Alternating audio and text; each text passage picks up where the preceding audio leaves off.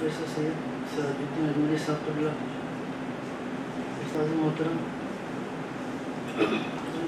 نعمان احمد اظہری صاحب قبلہ، دیگر معزز مہمان، علماء کرام، السلام علیکم ورحمۃ اللہ وبرکاتہ۔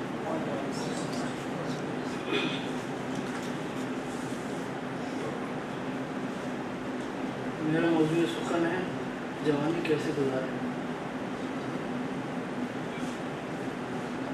الحمدللہ رب العالمین والصلاة والسلام علی سید المرسلین، اما بعد فاعوذ باللہ من الشیطان الرجیم، بسم اللہ الرحمن الرحیم۔ قال اللہ تبارک وتعالی فی القرآن المجید: أفحسبتم أنما خلقناكم عبثا وأنكم إلينا لا ترجعون، وقال تعالى: وما خلقت الجن والإنس إلا ليعبدون، صدق الله مولانا العظيم۔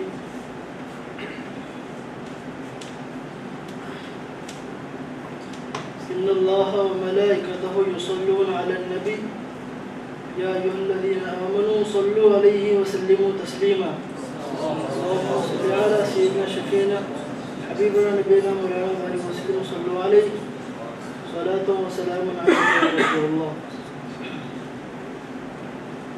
جو تو اللہ عز و جل نے انسانوں کو بہت سی نعمتیں عطا کی ہیں،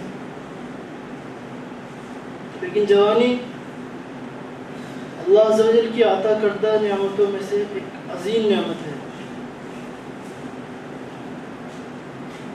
اس سے صرف وہی انکار کر سکتا ہے جس نے ابھی بڑھاپا نہیں دیکھا، کیونکہ جوانی میں انسان جسم، عقل اور دیگر صلاحیتوں کے اعتبار سے مضبوط ہوتا ہے۔ اس کا اندازہ تو اس وقت ہوتا ہے جب جسم، عقل میں کمزوری کا آثار نمایاں ہونے لگتے ہیں، اور جوانی کی قدر نہ کرنے کی صورت میں جوانی میں ہی اس کا احساس ہونے لگتا ہے۔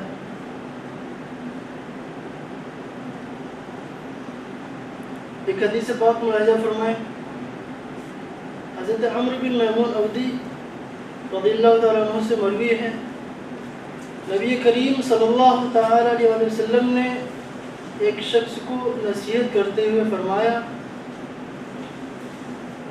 5 کو 5 سے پہلے غنیمت جانو، 5 چیزوں کو 5 سے پہلے غنیمت جانو، جوانی کو بڑھاپے سے پہلے، تندرستی کو بیماری سے پہلے، اور تونگری مالداری کو محتاجی سے پہلے، فرصت کو مصروفیت سے پہلے،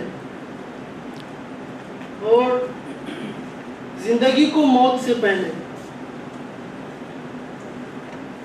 ہم اندازہ لگائیں 1 سال پہلے کتنے حضرات ہمارے ساتھ زندگی بسر کر رہے تھے، لیکن اب وہ موت کے آغوش میں ہیں۔ اللہ عز و جل نے ہمیں مہلت دی، زندگی جیسی عظیم نعمت دی، جوانی دی، تو ہمیں چاہیے کہ ہم ان فرصت کے لمحات کو غنیمت جانیں اور عالم شباب کو اللہ عز و جل کی اطاعت و فرمانبرداری میں گزاریں۔ سرکار حضور مفتی اعظم ہند نے فرمایا: ریاضت کے یہی دن ہیں، بڑھاپے میں کہاں ہمت، ریاضت کے یہی دن ہیں، بڑھاپے میں کہاں ہمت، جو کچھ کرنا ہو اب کر لو، ابھی نوری جواں تم ہو۔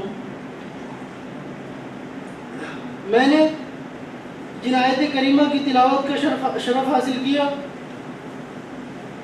اللہ عز و جل ارشاد فرماتا ہے اور بندوں کو خواب غفلت سے بیدار کرتے ہوئے فرماتا ہے: افحسبتم انما خلقناکم عبثا، کیا تم یہ سمجھ بیٹھے ہو کہ ہم نے تمہیں بیکار بنایا اور تمہیں ہماری طرف پھرنا نہیں۔ اور دوسری آیت میں اللہ عز و جل ہمیں مقصد تخلیق کی طرف رہنمائی کرتے ہوئے فرماتا ہے وَمَا خَلَقْتُ الْجِنَّ وَالْإِنسَ إِلَّا لِيَعْبُدُونَ، ہم نے جنات اور انسانوں کو اپنی عبادت کے لیے پیدا فرمایا۔ ان دونوں آیتوں سے واضح ہو گیا کہ ہم اس دنیا میں آئے تو اس کا ایک مقصد ہے۔ اللہ عز و جل نے ہمیں کسی مقصد کے تحت اس دنیا میں بھیجا ہے، تو ہمیں چاہیے کہ ہم اپنی زندگی کو اس مقصد کے تحت گزاریں۔ آئیے ایک اور حدیث بیان کروں۔ نبی کریم صلی اللہ علیہ وسلم نے ارشاد فرمایا نعمتان مغبون فیہما کثیر من الناس الصحت والفراغ، دو نعمتیں ایسی ہیں جن کے بارے میں لوگ غفلت کے شکار ہیں، دھوکے میں ہیں۔ پہلی صحت ہے اور دوسری نعمت فرصت کے لمحات۔ اور یہ حقیقت ہے کہ جب اللہ نے ہمیں صحت دی، طاقت دی، تو ہم اپنی طاقت میں ہی کھو گئے۔ ہم نے احساس نہیں کیا کہ اللہ نے یہ اللہ کی دی ہوئی ایک نعمت ہے، لیکن اس کا احساس ہمیں اس وقت ہوتا ہے جب یہ نعمت ہم سے چھین لی جاتی ہے۔ سرکار دو عالم صلی اللہ علیہ وسلم نے پہلے ہی ہمیں خبردار کر دیا کہ جو نعمتیں ہیں اس کا ہم صحیح استعمال کریں، ورنہ پھر ان نعمتوں کے چلے جانے کے بعد پچھتاوا ہوگا۔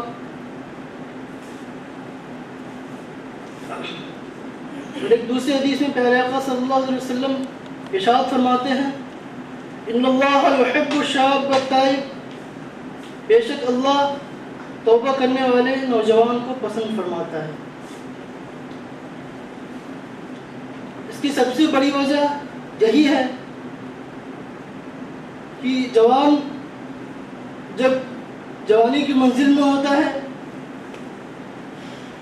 جب دنیاوی رنگینیوں میں مست ہونے کا وقت ہوتا ہے اور گناہوں پہ وہ قادر ہوتا ہے، دوسروں کو تکلیف دینے پر قادر ہوتا ہے، جب بندہ ان سب چیزوں سے کنارہ کش ہو کر اللہ عز و جل کی رضا چاہتے ہوئے اللہ کی بارگاہ میں توبہ کرتا ہے، اللہ ایسے نوجوان کو پسند فرماتا ہے۔ ہر شخص چاہتا ہے کہ میں اپنے والدین کا پسندیدہ بن جاؤں، اپنے والدین کا محبوب بن جاؤں۔ ہر طالب علم یہ چاہتا ہے کہ میں اپنے استاذ کا محبوب بن جاؤں، لیکن یہ محبوبیت یوں ہی نہیں ملا کرتی، اس کے لیے کچھ کرنا پڑتا ہے۔ تو اللہ عز و جل نے ہمیں فرصت کے لمحات دیے ہیں اور یہ جوانی دی ہے، تو ہمیں چاہیے کہ ہم ان کو گناہوں بھری زندگی سے بچا کر، گناہوں سے بچا کر اللہ عز و جل کی بارگاہ میں اسے لگائیں اور اپنے گناہوں سے توبہ کر کر اللہ کا پسندیدہ بندہ بن جائیں۔ آئیے ایک نصیحت آمیز حکایت بیان کروں۔ کسی راستے سے ایک بوڑھے شخص کا گزر ہوا، بڑھاپے کی وجہ سے اس کی کمر اس قدر جھکی ہوئی تھی، ایسا محسوس ہو رہا تھا کہ وہ زمین سے کچھ تلاش کر رہا ہے۔ ایک نوجوان کو مسخری سوجی، اس نے کہا بوڑھے میاں کیا تلاش کر رہے ہو؟ بات اگرچہ غصہ دلانے والی تھی، لیکن اس بوڑھے شخص نے بڑے ہی صبر کے ساتھ ناصحانہ انداز میں اس کا جواب دیا۔ کہا بیٹا میں اپنی جوانی تلاش کر رہا ہوں۔ یہ حیران کن جواب سن کر نوجوان تعجب میں پڑ جاتا ہے، کہتا ہے بڑے میاں کیا جوانی بھی تلاش کی جا سکتی ہے؟ بڑے میاں نے کہا اسی بات کا تو افسوس ہے، جب جوانی جیسی نعمت تھی جب اللہ عز و جل نے جوانی عطا کی تو ہم نے اس کی قدر نہیں کی.